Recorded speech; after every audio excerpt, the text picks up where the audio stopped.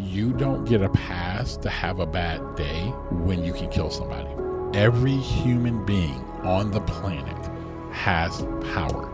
If you don't ever feel like you have power, then you don't feel like you can do anything wrong. Power is never meant to stay static. It was always meant to be given away. Welcome back to another episode of the New Rules Podcast. It's your girl, Breezy, and I am here with Mr. Adrian Crawford. How are you doing today, sir? I'm doing well. How are you? I'm doing well. This week in Culture Creators, we did a fun little exercise. We did do one. I've been thinking about it still. We did it yesterday. We did. Why don't you tell the people what we did? So basically, we did some chat GPT action. And we had to, everyone on the team had to input their favorite superheroes and villains and ask ChatGPT to analyze the patterns between those superheroes and villains and then write a psychological report on the individual who inputted the characters. Yeah. It was actually pretty accurate. Yeah, it was. It was very accurate. Do you remember who were some of your heroes, some of your villains? I went a little bit more like, I guess, protagonist, antagonist route because I chose more TV show characters. But I did Sherlock, Iron Man, Miranda Priestley from The Devil Wears Prada, Annalise Keating. Yeah, there's a few of ours that were similar. I'm trying to think who else. Murphy from Interstellar. That's the daughter.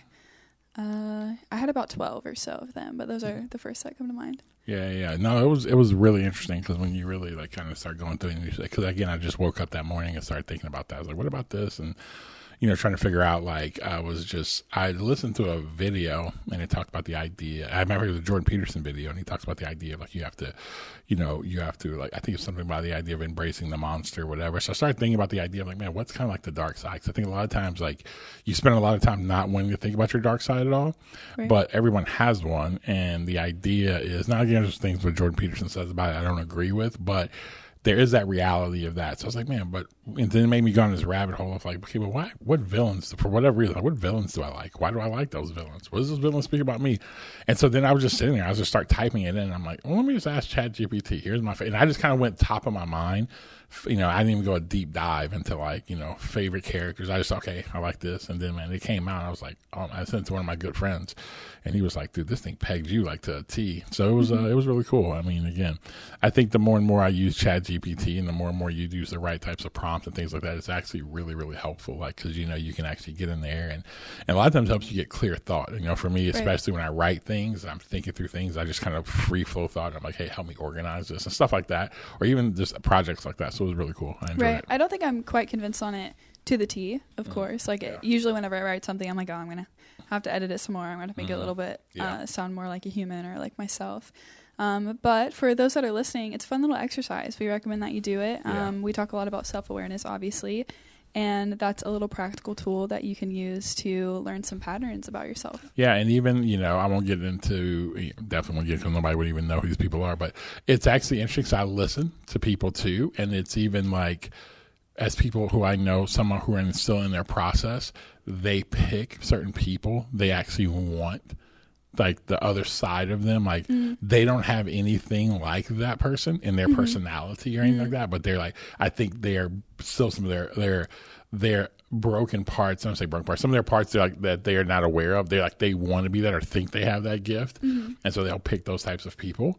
But I also think there's things where like, man, you can't have a hero or a villain of something that you like. Man, I really would want that. Aspirational. Yeah. Because like I was like Gordon Gekko from Wall Street, right? Michael Douglas, and I'm like, what about Gordon Gekko did I, because I mean, he's this brash Wall Street guy, big money, flashy, bet heavy, whatever. And I think it's a lot of it for me was like, sometimes I can be a little bit more, I can take gambles and risk, but I think I'm a little bit more safer. But the idea that he was just very clear, very bold, I'm willing to go for broke to build this thing, and very unapologetic. I think that's probably what it was about him, is like he's very unapologetic. And there's things about that for me where I'm consistently moving in that direction. I'm not fully there yet, but trying to move in that direction. So I think that's why so again, it's just really, it's a really cool exercise. Again, I was just kind of like, just came up with it. So I would encourage you guys, man, try to do it, see what it says. We would love to, see your characters and actually what it says about you. So yeah, right. I also think it's, and then we can move on.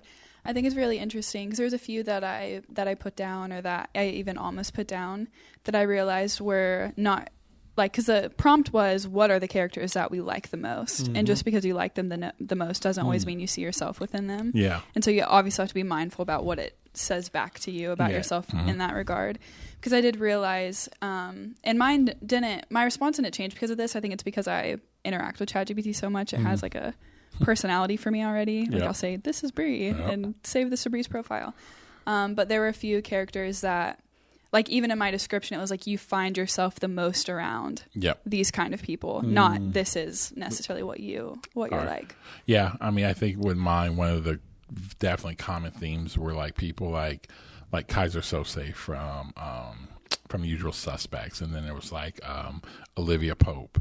It was, I forgot, it was another one, but there's a lot of people who actually did a lot of things in very like quiet side. They were fixers. They did things, or in the movie Usual Suspects, it was like this whole thing of like he manipulated the whole situation, but he just kind of moved. He was always ahead of the game, playing with the chessboard, and so stuff like that was always really like intriguing to me. So it was really cool. So sweet. So what we got today, Bree? All right. So today we are going to start off by talking a little bit about the circumstance with Tyreek Hill. Yeah. And we think it's a wonderful opportunity to talk about some of our principles on power. So we can start off talking a little bit about the situation we're referencing, and then we can get into the broader concept. So can you start off with, what's the situation? What was your take on it?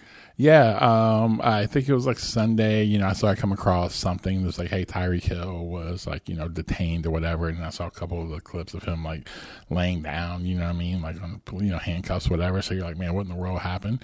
Then yesterday, as we're filming this, is on a Tuesday. So it was Monday, like the body cam footage came out. And, and there's a lot of, there's a lot of takes when people get in these moments. And so, and it was that, ultimately the officer came in, they said there was some type of like driving, whatever, I don't know if it was reckless driving, whatever it was, but comes up to him, Tyreek Hill, you see the body cam, hands him his license, but then he rolls this window up. And once he rolls this window up, the cop just, one of the cops, I don't know if it was the main guy or the bad guy, but they just went ballistic. And then, it got escalated and pulled him out, slammed him on the ground, handcuffed him.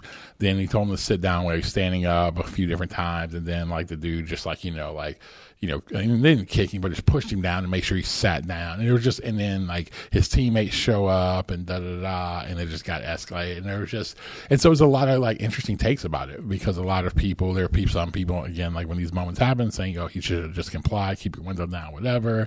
There's other people saying, man, like, this is abuse of power. This is kind of what happens. Can you imagine if it was like on a, in another side of town, if it wasn't Tyreek Hill, what would have happened and stuff like that. So there's been a lot of interesting conversation around like about it and about this idea. And so and whenever these moments happen, it kind of just lets you see kind of where I think people really are. And so for me, when these moments happen, I just like to profile people to see like kind of what they think. You kind of can tell the same people, what they're going to say, what they're going to do. But it's just a very interesting take in what's happening. How did it hit you initially? When I first saw it, I've unfortunately going through these things enough, seeing them enough. We've had access over the last several years of videotapes of just, interaction with police. I've learned to not jump straight to conclusions, right? The initial way it hit me, I'm like, man, the dude's kind of aggressive, whatever. But I actually have a friend of mine who he was a lead investigator for a large, for one of the largest state like agencies, for like their actual like highway safety. So he did, when they go in and they do investigations and stuff like that on like on police, when they do investigation on how, like if someone's going, he's the guy they would send in, him and his team. So actually when things like this happen, because this is what he does, I text him, I'm like, hey, what do you think? Because I'm always wanting to get the other side. I have a civilian side. I want to see the other side of it, because again, I think it's very arrogant to think that, oh man, I know everything and this is way, you just look this way. So I try not to do that. So, but when it first hit me, I thought it was escalated way too fast. But then I kind of talked there, and then I kind of went from there and kind of started forming my thoughts after that. So obviously you are a black man. If you are a listener and not a watcher, we can clarify that. Yeah, I am. So have you ever found yourself in that kind of situation? Something that I think we've talked about on the podcast before, and your battling of perception is like you are tall, like you look very strong, and people can often perceive you as like mean or angry, and how that's impacted people's perception of you. So have you ever find yourself in that situation like that? For sure. I think I always tell people, when people start talking about like, is this kind of is this like a common theme or epidemic or whatever? I was like, yeah, I mean, like, it's not like black people all got together and had a meeting. You know what I'm saying? First of all, we wouldn't be able to have a meeting on white people knowing about it, but we didn't have like this whole black people meeting and say, hey, we're going to start telling this lie that there's like police brutality, or there's like, things when people get stopped or whatever. But it's not. Yeah. I mean, you kind of expect it. And so, I mean, there's been a couple different times where, first of all, let me start off like not too long ago. It was about a few weeks ago, I got pulled over, and actually the police officer was phenomenal. Like, honestly, was super nice, was great. Matter of fact, was like, I literally come to find and I bought my car 2 years ago.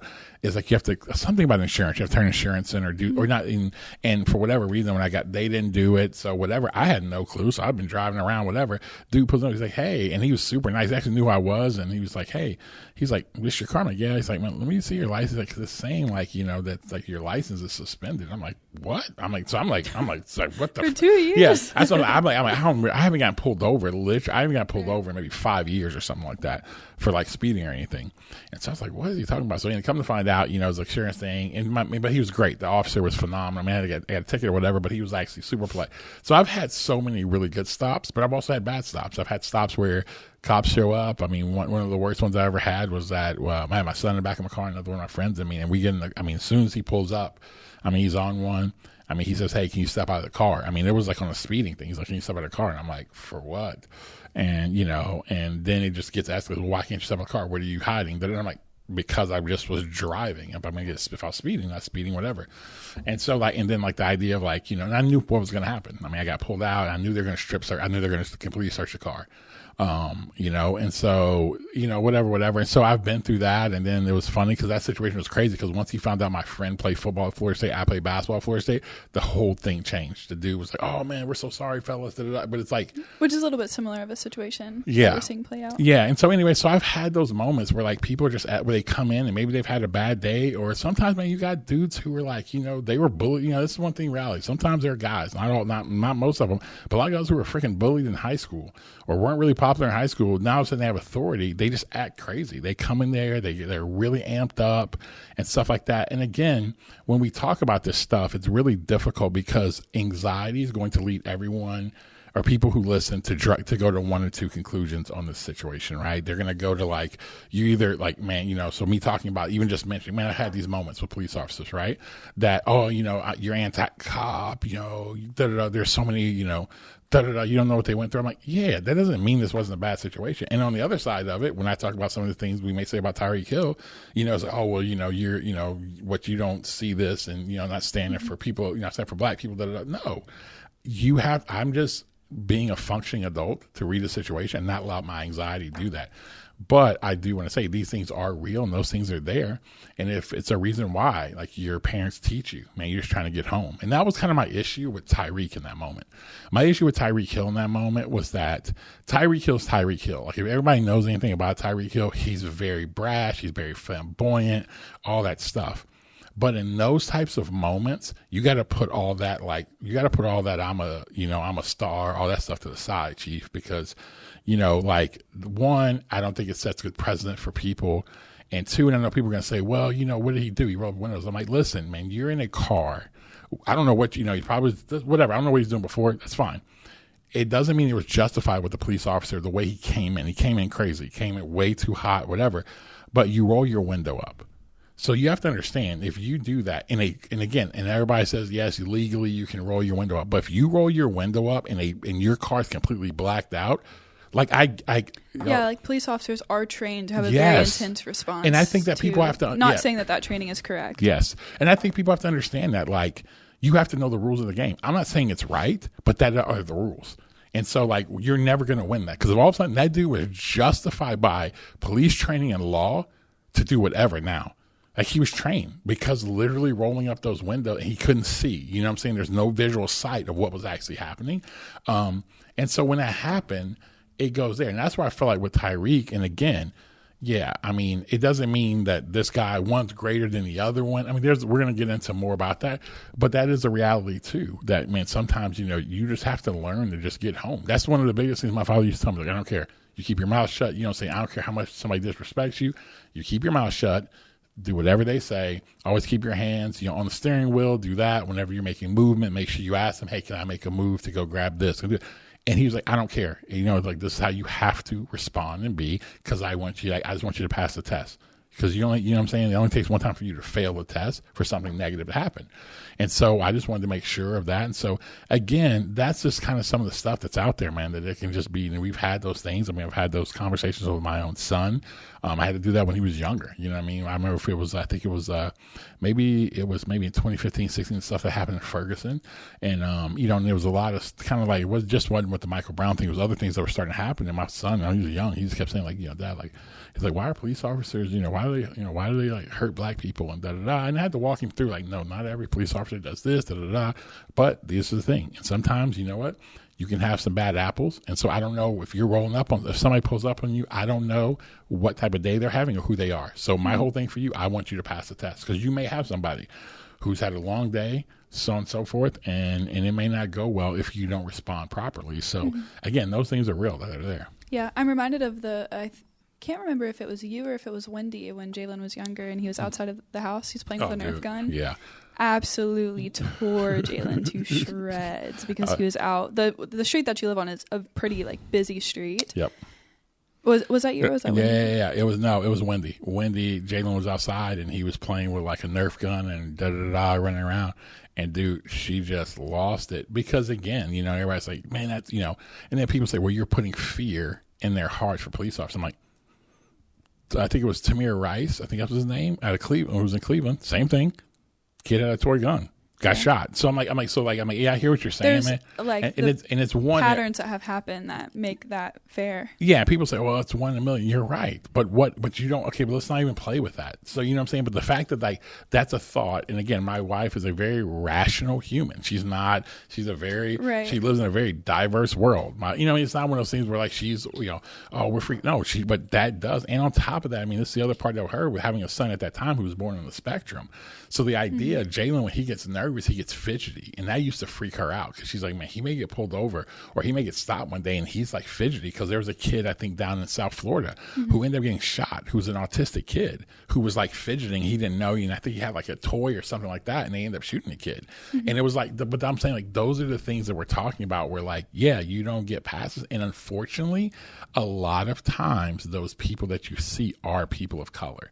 And so I just think that those are just ways that we have to be aware. And I'm also like, it's just what it is. You know what I'm saying? Do I want it to be better? I do. But it also is what it is.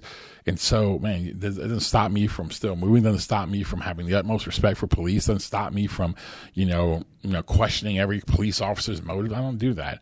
But at the end of the day, though, it still is a reality, and you got to deal with that. Mm-hmm. Yeah, and I think I'll add this, and then we can go into your thoughts on authority.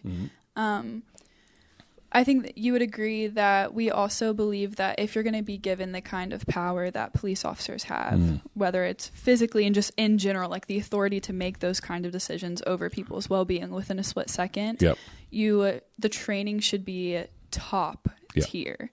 And the system does not equip people well to have that kind of power because we see so many officers making rash decisions. Like, you don't get to make emotional decisions when you are managing like people in a business with your money, with the people that you're leading, and police officers shouldn't have that luxury either. Yeah, like you can't, like, I work in the office. I mean, again, but there's a lot of females who work in the office too.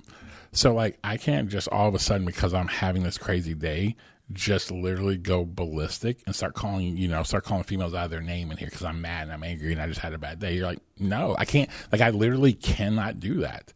And we're talking about, words are powerful. We're not talking about that ability for me to take a life, but like, I can't do that. You know what I'm saying? If I did something like that, I probably would get sued. I probably would be like, yeah, you know what? I mean, there would be some repercussions for my actions in doing that. I think it's this. I think where there is a real big failure and gap, I think that we don't give police officers enough. One, they don't have enough resources when it comes to actual consistent, the responsibility they've been asked to do. Not only are you asked to be a police officer, you're actually asked to, sometimes to be a counselor. Sometimes you're like, sometimes you're policing neighborhoods where some of these kids where fathers aren't really around. So sometimes you're like that to some of these kids. Sometimes you have to be an enforcer. I mean, all the things. And the other thing that I remember talking to, cause like when this stuff happens, I've spent a lot of time talking to police officers about this because I really want to be informed. And one thing is that, like, you see a lot of times, like, they don't change. A lot of times you patrol the same, like, area.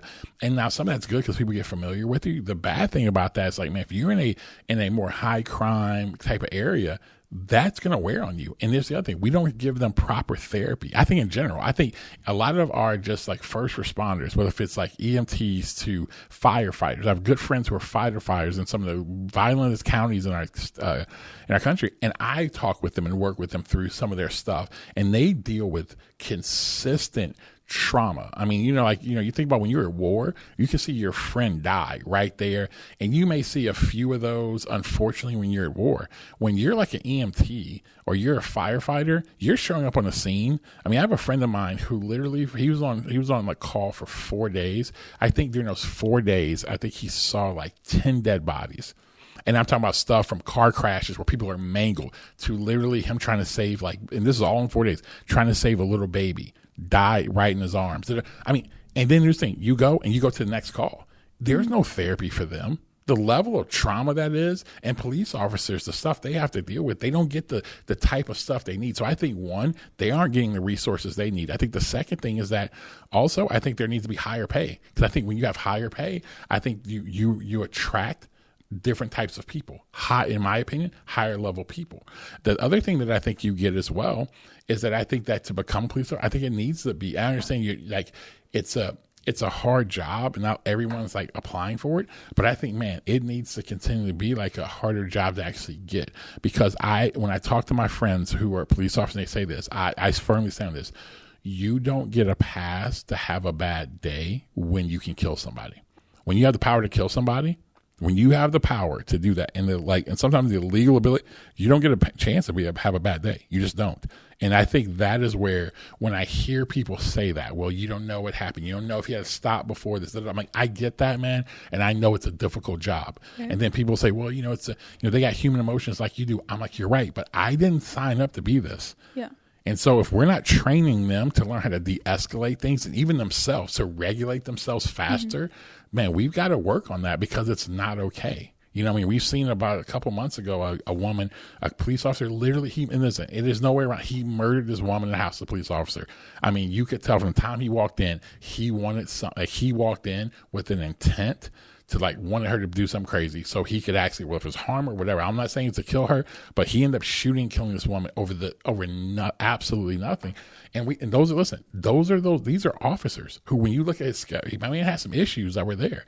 That's all the stuff that goes with it. I think we have to do better job training. I think when guys have some of these issues that are out there that are found out, I think they need to be off the force. And as well, and I think also, here's the other thing I will say this on the side. We have to make sure that, man, again, the game ain't changed yet. So we have to make sure that, I'm going to say this to anybody, especially young black men, dude, I need you to get home. I don't care about the rest. Dude, swallow your pride, get home. Yeah, it sucks. It's stupid. It's stupid the fact that we have to deal with this crap, but dude, get home. Just get home. And I know it. Listen, I've been there. I've been there when a police officer comes and they just talk so down to you sometimes that you're, as a man, you got pride. You're like, I'm not going to let you talk to me like that. I didn't do anything. But sometimes, man, you just have to eat it because there's something far bigger that's going on. So, and that's a lot, but that's kind of where it's at. Yeah. And then I typically don't see videos of moments like this that I walk away thinking like, man, that was really wise, or, they handled that really well. And in terms of the police officer. But yesterday I actually saw this video. It was super late last night. I sent it to you. I saw this video of this officer who was for sure a drill sergeant at some point. And there were some young men on motorcycles. They looked like they were 19, 20 or so. And there's about 12 of them. And they were racing through traffic.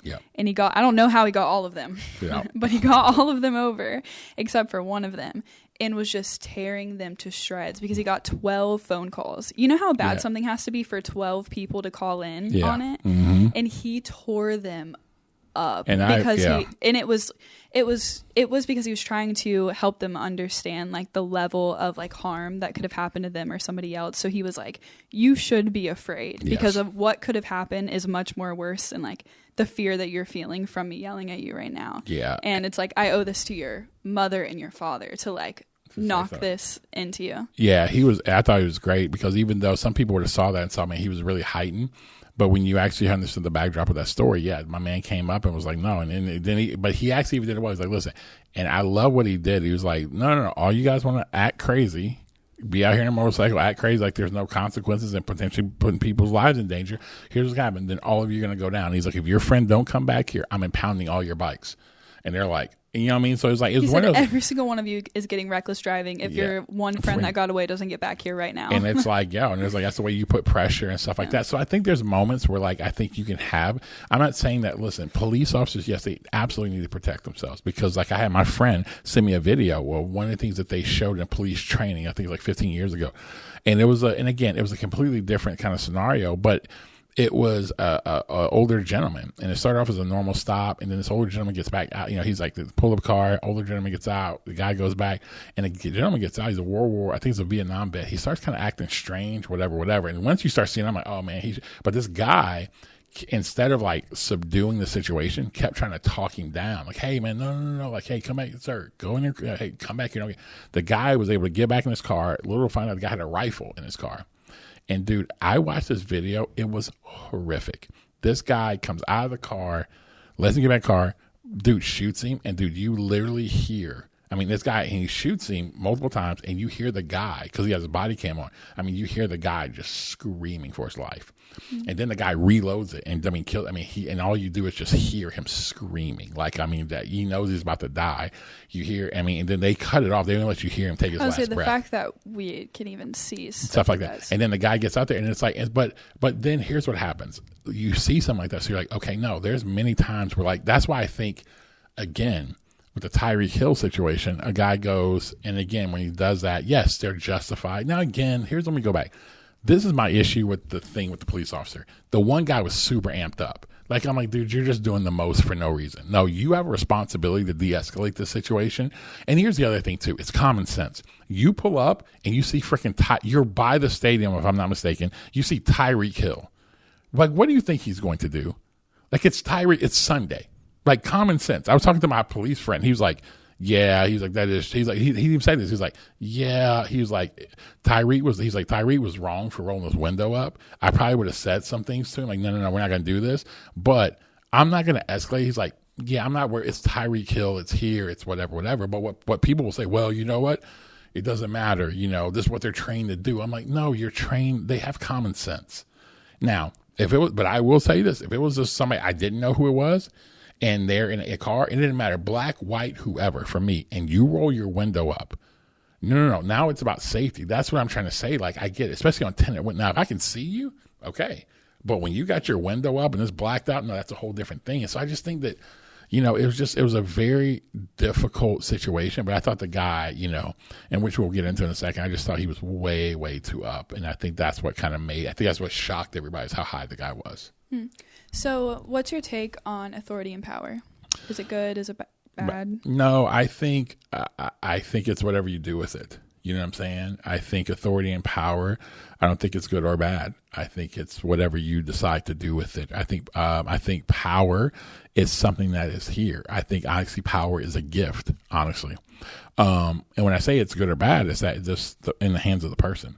But I think what we tend to do with power, what's been lost, and it kind of got lost during like colonial times, it got lost during Renaissance, whatever, where power went from just using your power, your ability to change something, your ability to make something, right? Power is when somebody makes something, right? You draw and you do art, you and Lauren both. So if you're making art and you're doing something like that, that's power. Because you take something that was an idea, whatever, and you're able to use your skill, your ability, power to create something. I think whenever you have power to do things, it was always used back in the day, a long time, for like the community, for the betterment of people. That's what power was given for. Right. But what I think has really changed has been power has now completely become really about the individual. And power was, and I say it all the time, power was never meant to stay static. It was never meant to be just stand. So it was always meant to be given away. And so I think when power stays like the way that when it stays static and it's like kind of hoarded, that's when it starts to become really bad. What capacity do you have to use power poorly? I think how I can use power poorly is if I'm not careful. I have one of the gifts I believe that God has given me is the ability to actually understand like kind of like at levels human beings, like motives and intent, like, you know, more like what, okay, this is where it's kind of coming from. This is how people are moving. And that's a gift. That's a power. Right. And I think what can be very dangerous is if I use that to actually take that to manipulate it for my benefit. Now, it's a difference if I'm helping move someone down a path that's actually, you know what, it's a benefit for them and it's a benefit for me. Benefit for me because I'm actually able to help them, but it's a benefit for them in their life. That's a different thing. But if I'm doing it simply for my own benefit, that's where you have to be careful. And sometimes the reason why is like, or you have to be careful because if you're not aware that you're even doing it, you know what I'm saying? I'll give you an example. For a long time, you know, when I was growing up and, you know, again, like I said, I am never proud of how I actually was prior to actually a conversion experience I had in my personal life and my life with Jesus. But like the way I treated women wasn't great. And one of the things I wasn't aware of, I actually had that gift. So I could manipulate somebody. And so like I did that. And so I use power and a gift to actually for my benefit. And so I think that that's always a thing that could possibly be there if you're not actually aware or doing something like that. I think the ability that I have the power to, you know, I sign checks. So I can actually use that and the ability to control that to, you know, dictate certain things to people that could be for my own benefit, not for the benefit of them. So those things are kind of a couple things off the top of my head that, I mean, there's probably a bunch of other ones, but those are two things right away. Yeah, I think that I know we're having this conversation back and forth right now, but most people when asked that question actually wouldn't be able to answer it. So I think there is a testament to like your self-awareness and understanding of yourself and what it looks like, what you look like whenever you aren't at your best, and how that impacts people. I know that we've talked about some experiences that you've had with the misuse of power, and that we just talked about a few. Like there's so many different ways that you've experienced that throughout your life.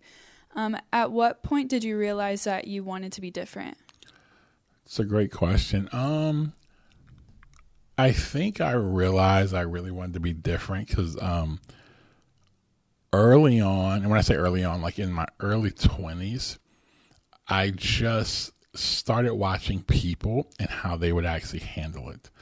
And I started watching how people would be a certain way, and then they would start getting authority, power. They start making money, getting influence, whatever. And I started watching how it would change them. They would start now. It wasn't about the people. It became about them and how they could keep their power, keep their authority, keep their position. And what I saw was that how that would end up harming those people, but also I ended up seeing how that ended for people. It never ended well for them. And so for me, it was always those things, you know, it's like one of my favorite things in the Bible is Proverbs. I think it's Proverbs 24. And I mentioned it before where it's like, it's this idea of this person. He says he walks by the field of a lazy man and he sees this like whole thing is overgrown and like he didn't take care of it. And one of the translations in the Bible said that he let the yard, what he saw, preach him a sermon. And he said a little slumber, you know, a little laziness, a little slumber, a little folding in the hands of scarcity and poverty will jump on you like a bandit. And the thing that when I never forget reading that years ago, it stuck out to me because that's kind of how you asked me what made me do it. I would just look and I would let things teach me a lesson because I was aware enough to know this, that I am only one decision away from being those people. And I think that's the thing. I think so many people, and this is the issue, I think when power gets so wrong, so many people have so much hubris, so much like arrogance, and when they start getting power, or here's the other thing, or people who don't think they have power, or don't think they would ever be that way, and then they're not aware. So then all of a sudden what you do is you're not aware, and because you're not aware, then you abuse power. And so I think every person, it does not matter. Every human being on the planet has power. You know what I'm saying? It's like as a functioning adult, like as a functioning human, like, you know, again, make a baby, you could maybe talk through that, whatever. But I'm saying, but like adults, whatever, like you have power. Everyone has power. And so if you aren't aware that you can abuse it and how you can abuse it, then you need to start figuring that out, because you absolutely will do it. And I'm telling you, most people abuse power, not because they're sitting up there. Majority of people, not because they're up there like, you know what, I'm about to be manipulative. That's not it. They do it. It ends up being ignorance because they're not aware of their own brokenness. And so that's where it can lead to. Yeah, I think it's so easy for us to be critical of others, especially within powerful positions. How did that become personal to you? Because it is so incredibly easy to watch when somebody else is doing and think that, I could never do that. And maybe you have never done that. And maybe in your life, you're not going to do that exact thing. Yeah. But how did it become personal to you? Because you walk into the spaces that you go in, like, very intently. Like, you are very aware of the role that you play in every room that you go into and what you're going to do or not do out of benefit for the people in the room. Yeah. I think I read a book years ago by Andy Crouch, and it was called Playing God. And it was, sometimes that's kind of how my life has worked. When I have, like, whether if it was like I ponder a thought, it's intuitive, I kind of look how things work in the world, but I kind of think about it, but but I can't really explain it. I just feel this is the right thing, but I don't know how to even explain it. And then what normally happens to me, like, I come across a book and I'm like, oh my gosh, this explains exactly what I was thinking, right? And I came across a book by Andy Crouch, and it was just Playing God, and he talked about the idea of power. And it was like, and it changed me, because what it did is start giving me a language, and it gave me greater insight to this idea of power. And a lot of stuff I've already talked about, it really was like, oh, that's kind of how I felt, because I just always saw, man, I was impacted. And I think why it was personal for me, because my life, I was impacted by people who use their power for my betterment. Like, I watched, I watched my father use his power, you know what I'm saying? His ability, my father to actually, the power to coach, to develop, to do that, to like allow, to help me to be who I was, so on and so forth. I watched my mother. My mother would have never thought she was powerful because of like a lot. I mean, she had a lot of abuse in her life. There's a lot of situations that were not great for her, but my mother had power. Her ability, my mom's ability to always show up. Like, she was never late to anything. Her ability to make sure I was like taken care of, to do the thing that I was like, that at that time I was like working towards, man, she used her power to actually help me to do that. My high school coach, I could go on and on. There were so many people who use their power and leverage. The first business I started was somebody who's a booster here at Florida State. They use their power of relationship and to actually trust me to start doing basketball skill training when no one's really doing that. So I think it became personal reading that book, but also seeing people, realizing where I was at because people had done that for me. Have you ever been uncomfortable with the amount of power that you have? I think yes. And it's not so much I feel uncomfortable with it. I think I get uncomfortable when I'm with people, or I have power and I'm around unaware people. Like, that freaks me out, because unaware people get you killed. Unaware people are the ones who say crazy things. Unaware people are, they're the ones that end up kind of like can mess some things up. And so I think that's when I get nervous around when I have power, if I'm like, around people who are like very unaware, because I think they, all of a sudden now they could try to, they could try to misuse your power. You know what I mean? They think they have that power because they work with you or whatever. And then they try to go out there and use it. And you're like, whoa, what just happened? What do you mean by that? Like, can you give some... Yeah, like, it doesn't have to be personal. Yeah, like, some people will, like, because they are, they could be directly like connected with you. They could go speak on your behalf, or say, oh, because of like I work here, or I'm connected here. Like, they can go out there and they're connected to you, so that like, if so, for example, because I've been very fortunate, and I really mean this. This is a gift of God. I'm super thankful. I've been very fortunate to like have good relationships, and I've worked really hard at it. And I think it's God's grace and a good name that people. So if I go and I stamp somebody like, hey, that's my guy, that's my girl, whatever, like, then people, because of like my relationships with them, a lot of times they're going to be like, okay, great, this agent person, man, that agent always going to send us A1 people, And I've had people go in there and act crazy. like act like they were bigger than what they were. They weren't acting like me. You know what I'm saying? They went into a situation where, you know, you talk about becoming aware of what you have. They went in there. Because sometimes being aware is being aware that you don't, like you aren't.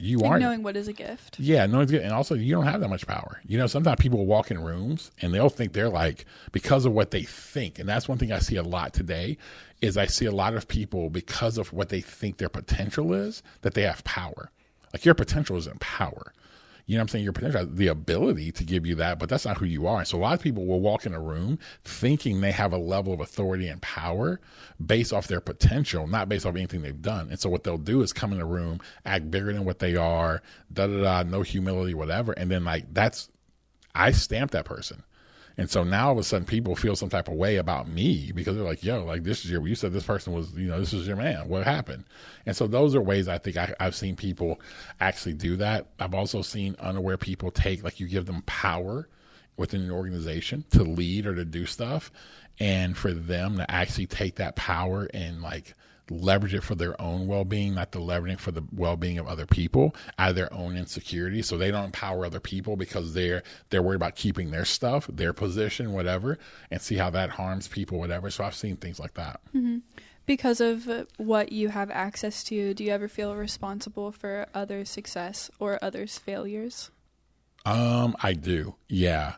I really feel, I'm better than what I used to be. Sometimes it used to be really unhealthy. It was where I was like, it was more codependent, where I was like, I didn't know where I ended and the next person began. So I think now there are, you know, where I do feel like some people like, no, I feel a responsibility, you know, and when people work for, you know, they work for us, like I feel a responsibility for them. I feel a responsibility to help them. I feel a responsibility to help them get to whatever they're supposed to do while they're with us. If they're supposed to be lifelong people with us, or they're here for just an assignment, I feel a responsibility that if they're here for a season, that they get the best they can get.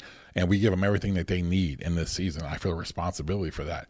And so I really try to I approach it that way. But there are some people very, you know, that actually I really feel really like, okay, I'm responsible. Like, you know, JT, who's with us, like JT, when JT was in middle school, you know, I literally felt like I was responsible for him. And that's one of the reasons why I didn't move. I felt I had a responsibility to help him. And there's been a few other people throughout the time that I do. So again, I think those are like, you know, I've learned to balance that well. So I don't know if that kind of answers it, but yeah, I've learned how to try to balance it. Yeah. What would you say is the correct view? Because you can be overly, like you said, codependent, of course, and then you can also overly hoard it. And the purpose of your power being primarily on what you can get back to yourself, not what you can do for others. Yeah, I think I was just thinking about this in a different way, but that's why I believe so much in what we teach and what we talk about. It's not just a gimmick. It's not just a stick. It's not just because it's a popular word today, but I really believe authenticity is you talk about how do you know that balance. I think being authentic, because especially the way we define it is self-awareness and resilience to remain self-aware, right? When you're self-aware, you actually are aware. You start to realize where your trigger thing, you start to where your brokenness is. So you know that, man, I may try to hoard power here. So that's why for me personally, I really work from the beginning to try to actually give power away. So you know this, and sometimes it's been done in a negative, but why do I actually put people and give them opportunities a lot faster, or whatever? Because I think sometimes, my brokenness is man, because of my childhood and certain things, I feel like I was I was overlooked. So now I want people to see me. So what I can do sometimes, I feel like one of my responsibilities in life and one of my things is actually to put people on. I feel like I have the skill set to create things for people to put them on, but it's to put them on. And people may not know me. You know what I'm saying? Like I was saying, I don't know if I ever said it on the podcast, but a lot of people, one of my close friends, one of my teammates, you know what I mean? Guy who I've known for 25 years had no idea that I started Equal Shot. And JT runs it now. And JT was, he built and has done an incredible thing. He had no idea that I was involved. He had no idea the level of my whatever with it. And his son's at my house 3 days a week. He had no clue, because the face was JT. But I wanted it needed to be that way. And so that kills some things inside of me, so I think you have to be aware. What's your weaknesses? What's your weaknesses? Another one, I think, for people, one thing that I think there's a lot of people, there's people out there today who live in this world where they feel like they don't have power. They don't feel like they have power. And what they do is that's what I'm saying. The way that they live like they don't have power is actually powerful because they weaponize it at all angles. So if you don't ever feel like you have power, then you don't feel like you can do anything wrong. If you really are thinking about it, well, how can I do something? I don't have any power to change anything. Like, how do I have if I don't feel like I have any power, then how can I affect Bree? My words don't really mean that much. And I'm telling you, I see people do this all the time. That's kind of a new thing, or not a new thing, but that's where a lot of people can land in because maybe they experience abuse, they experience some difficulty. They'll now go to a place feel like they have no power, but what they're doing is usually weaponizing their past or whatever to now have power. They actually do have power because now they never admit to doing anything wrong. They never feel like they do anything wrong. It's always the other person because I don't have any power, so how could I ever do anything wrong? So I think that's where you have to be aware. You have to be aware of what's actually happening in your soul. I think that's the best way to balance it. You got to be authentic and you got to have toughness to remain that way and then build internal infrastructures that actually help you do that. So that's why for me, I'm constantly from the jump giving power away. You know what I mean? I'm constantly thinking about, okay, what about this? Because I know me. I know that my natural tendency is I want to have shine. And but I also know when you fight for that thing to always get shine, it always ends bad. So I'm constantly thinking about how do I get it? Because I know myself. I'm willing to be honest to realize my brokenness. And sometimes people don't want to admit that. Sometimes they feel like it's embarrassing. They feel like it's whatever. I'm like, dude, it's what it is. Like, I mean, it's a difference in like doing it versus like, man, this is kind of how my brokenness is. And everyone has it. So you need to know it because if not, that is when power gets abused. Yeah. And one of the, I guess, kind of solutions you said for properly using power is authenticity. Mm-hmm. But can you talk about how we define authenticity? Because it would very much be easy for somebody to say, well, like this quality about me, it's just me, or I'm just a hoarder of power. Not that it would be said like that, but that's what they mean. Yeah, I mean, it's the idea of authenticity. First of all, like we said, it's the idea of self-awareness. It's a conscious understanding of your thoughts, your feelings, your motives, your emotion, like your thoughts, your feelings, your emotion, your motives, right? You are aware of that. You are aware of your pain. You are aware of how that pain has formed and shaped you in a positive way and a negative way. That's becoming self-aware. I think that's what ends up happening because if all of a sudden, like as a black man, here's the thing, where I've had people who don't look like me use their power to call me things that are not like, that are outside of my name, to speak in a way that's not in any way honoring, very disrespectful, very whatever, very demeaning. I've had people be in a stance who don't look like me. My father was a coach at the University of Akron. I mean, calling him the N-word. I mean, saying he's not good enough, telling me, I'm a 12-year-old kid. Look at people just saying, I'm playing on a basketball floor. Matter of fact, I was 16 playing a basketball floor and people say, oh, you're going to be a failure. Your father couldn't win here. You're a failure. You're like, and then calling you like a racial slur. You're like, what in the world, right? And you're 16 years old. Now, that impacted me. So if I'm not aware of that, what I could do is say, you know what, and be just, and in my mind, justify, I'm only going to empower people who look like me. Man, you know what? No one empowers us. So you know what? I'm about to put, for me, I'm putting people on. Now, I don't think I think some people, you're called to do that. Some people are called to, man, they're really focused on empowering women. Empowering Latinos. I think people are, they're empowering black men, black women, whatever. But you have to ask yourself why. If it's because it's a part of your calling, whatever, awesome. But sometimes and I'm using this example, you pick a million other different examples, but is it because of that wound? Is it because it's because of that anger that you still have? So you're like, man, F that. You need to know that because now what you're doing, you're not using power right. You're now keeping power away from people that maybe you're supposed to help. And I think that's one of the things. That's why I tell people the way that we begin to in this idea of race in America, stuff like that. And I feel like my small part to play, I feel like I'm supposed to empower whoever is brought in my vicinity. And so in my vicinity, there's men, there's women, there's blacks, there's white, Latino, whoever, young, old, whatever. I feel like I'm called to empower them. If they're in my vicinity, if they're around us and around what we're doing, I feel like I'm supposed to help them and empower them regardless of things. And so I think so it's awareness there. And then the resilience part. You then have to build things in yourself to know you, to remain that way. So if this are magic, like I was telling you, I like to put I want to be the center of the show. So if I want to be the center of the show, then I got to put structures in place to make sure I'm not doing that. I got to put structures in place, like literally build them internally. Like, no, I got to give power away. I can't do that. I got to know myself really well. I got to make sure I got people around me who know me really well, who's willing to call me out. I have to be smart. Here's the other thing too. Right now, all of you, like, this is the honest truth about it. I can out leadership I can out anybody in this office except for like me and Dr. Zoda. Time, experience, whatever. I can out leadership anybody in this office. So here's the point. I've got to put people around me who know me too, that I'm actually willing to listen to them. That's one of the reasons why Dr. Zoda is here. That's one of the reasons why I have some older people who actually speak. I have friends of mine who say things too. I speak very clear in my life, because you can always, I see this a lot, people insulate themselves with people who just say yes to them all the time.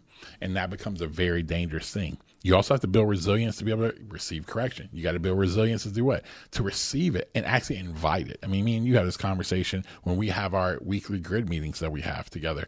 And then I'll ask you probably once, at least minimum once a month, sometimes twice a month, but hey, what else can I do better? What do you see where I'm doing stuff wrong? Why? That's building an infrastructure for you to be able to have the ability to speak, because I know my power, and it's very easy for you maybe not to say anything because of experience, respect, whatever. But I want you to know, no, I need for you to push back. I need for you to help me because it makes me be better. That's being aware, and that's what allows you to use power in a healthy way. Mm-hmm. And you talked about not living out of your wounds and labeling it as authenticity. How do you know if you're living out of a wound in a way that is unhealthy versus you're living from a wound because it revealed a place of calling or a sense of purpose? Yeah, that's good. That's a very good question. I think that when you start to realize, I speak for myself.